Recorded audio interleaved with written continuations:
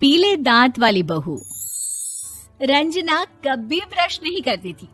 उसे कितनी बार उसके माँ बाप ने डांटा, लेकिन उसका कोई असर उस पर होता ही नहीं था, जिस कारण से उसके दांत पीले पीले हो जाते हैं। शादी के बाद।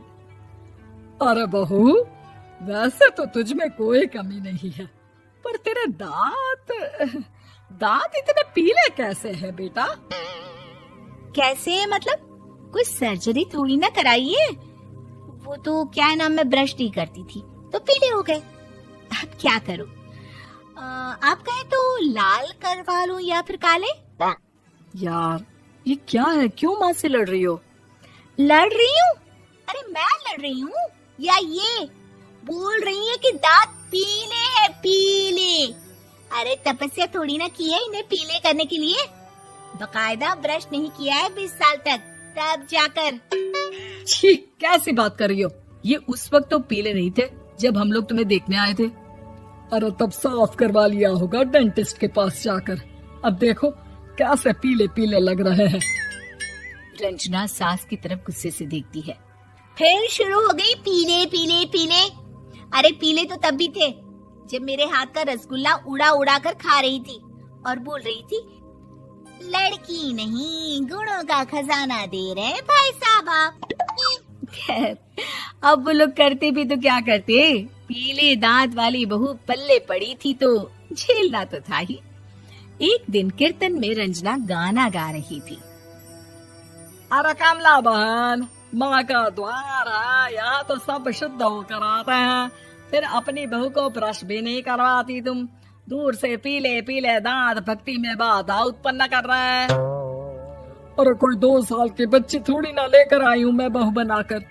अच्छी खासी लड़की है, अरे कैसे करवाऊं ब्रश? ये तो उसे खुद करना चाहिए ना। अब माँ बाप तो इसके जैसे तैसे निपटा दिए, ये नहीं सोचा कि सास कैसे संभालेगी। सास बहू को लेकर घर आ जाती है, लेकिन सोच लेती है कि अब इसे लेकर कहीं नहीं जाएगी। अगले रोज बहू कहती है, अरे क्या हो गया, मंदिर नहीं जाना क्या? कीर्तन का वक्त हो रहा है। मेरी मधुर वाणी से कान्हा जी जागते हैं और सोते हैं। आप तो जानती है ना उनकी भक्ति में कितना मन लगता है मेरा। वो क्या है ना, तबीयत ठीक नहीं लग रही है मेरी, आराम करूंगी मैं। तबीयत ठीक नहीं लग रही? अभी तो मिथुन के गाने पर नाच रही थी आप, और अब बोल रही है कि तबीयत ठीक नहीं लग रही। अरे भक्ति में मन लगा लो सासू माँ, ऊपर जाना है, क्या मुंह दिखाओगी आप? हाँ? सास को बहू की बात पर गुस्सा आ जाता है। मैं क्या मुंह दिखाऊंगी, इसकी चिंता तो ना कर, समझी? अपने मुंह की चिंता कर, जो ये पीले पीले दांत लेकर हर जगह पहुंच जाती है। पता है लोग कितना मजाक बनाते हैं। ना जी ना, मैं नहीं जाना कहीं तेरे साथ। तो ये बात है, कोई ना, मत जाओ, मैं अपने कमरे में ही बैठकर भक्ति कर लूंगी। ऊपर वाला दांत थोड़ी ना देखता है, मन देखता है, भावना देखता है। और अरे बस बस, तू सब कुछ दिखा, बस ये सफेद चमकदार दांत ना दिखाना किसी को, है? जा यहाँ से। बहू को सास की बात का कोई फर्क नहीं पड़ता, वो तो जैसी थी वैसी ही रह जाती है। सुबह नहाकर किचन में खाना बनाना, फिर खाना खाना, कीर्तन भजन करना और सो जाना। एक दिन, माँ जी मैं सहेली के घर जा रही हूँ, शाम को लेट आऊंगी। हाँ हाँ तो जाना, मैंने कौन सा तेरी आरती करनी है घर पर बैठकर। रंजना सहेली के घर जाती है, जहाँ वो पार्टी में जाने की तैयारी कर रही होती है। अरे शिखा, कहाँ जाने की तैयारी कर रही है? मैं गलत वक्त पर आ गई क्या? अरे नहीं यार, उल्टा सही वक्त पर आ गया।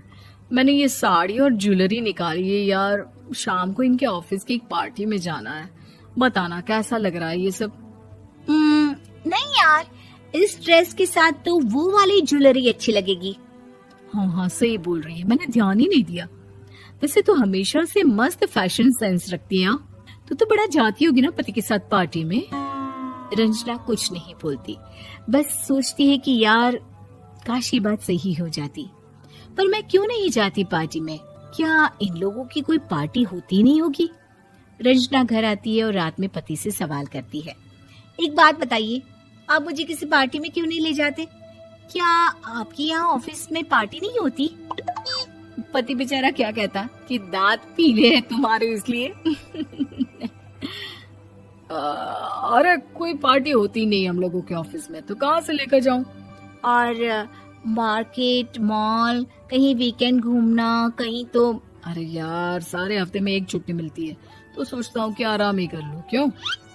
रंजना मन मार के रह जाती है। पहले कभी सास के साथ मंदिर जाया करती थी, लेकिन वो भी सास ने ले जाना बंद कर दिया। घर बैठी बैठी रंजना बोर हो जाती है। तभी उसे आइडिया आता है और वो मायके जाने का सोचती है। सासू माँ, 2 दिनों के लिए मम्मी के घर जा रही हूँ। अच्छा अच्छा ठीक है, आराम से जा।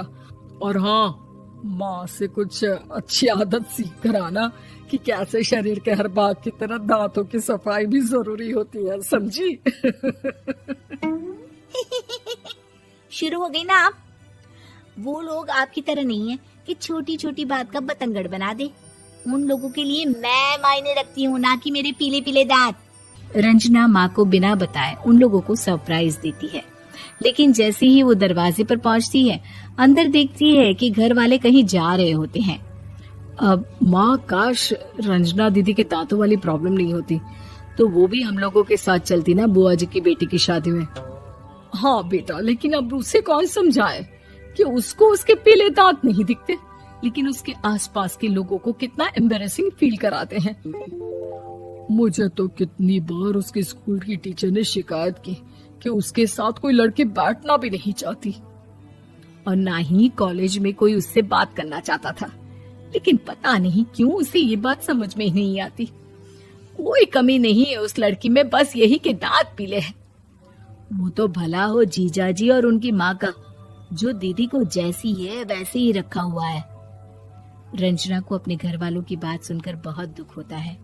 वो सोचती है कि वो क्या करे, लेकिन फिर वो सीधा डेंटिस्ट के पास जाती है, अपने दांत चमकाती है और कसम खाती है कि वो रोज ब्रश करेगी। अरे क्या हो गया? तुम तो 2 दिनों के लिए गई थी ना, पर कोई ना, अच्छा है, चलो आ गई तो। रंजना सास के सामने आकर खड़ी हो जाती है और पूरी स्माइल करती है, उसके चमकदार दांतों को दिखाती हुई। हैं? चले मंदिर। माँ, मुझे माफ कर दीजिए, मैंने आप लोगों को बहुत एम्बैरेसिंग फील करवाया। मैं आज से रोज ब्रश करूंगी।